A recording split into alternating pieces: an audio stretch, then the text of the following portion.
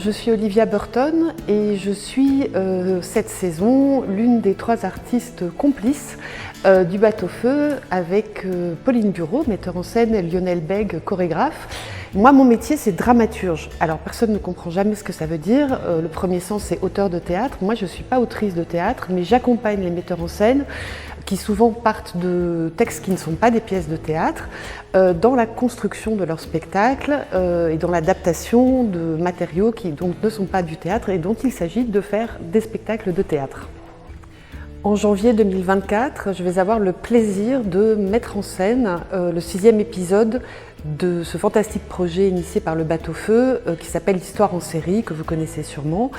et qui reprend le principe ancien en fait, du feuilleton qu'il adapte au théâtre.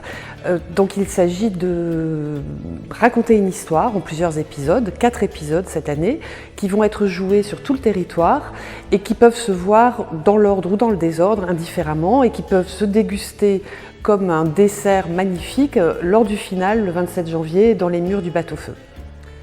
Alors, Le jour et l'heure de Carole Fives, c'est un texte qui,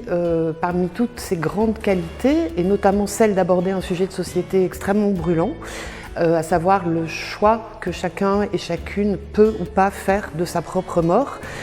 a l'avantage de ne pas être sinistre, c'est-à-dire que c'est un texte qui parle d'une question grave, avec une palette d'émotions, avec de l'humour, avec des personnages qui sont très fortement caractérisés, très hauts en couleur, et donc c'est un texte qui a l'air de parler de la mort, mais en fait c'est un texte qui parle de la vie, des choix de vie, de ce qu'on a accompli, de la place qu'on a ou pas dans sa famille, de la dignité et de l'amour partagé. Alors j'ai un rapport,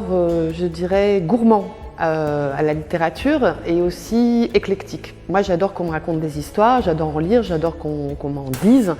de toutes sortes, vraiment. Mes goûts sont très très larges, à partir du moment où soit on me permet de tout simplement m'évader, mais surtout où on me permet de mieux comprendre le monde dans lequel je vis et le petit monde complexe que je suis moi-même.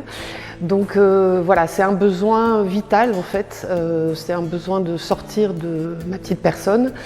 de découvrir des horizons, de me nourrir d'autres vies que la mienne. En fait, sans la littérature, je trouve que la vie est très étriquée.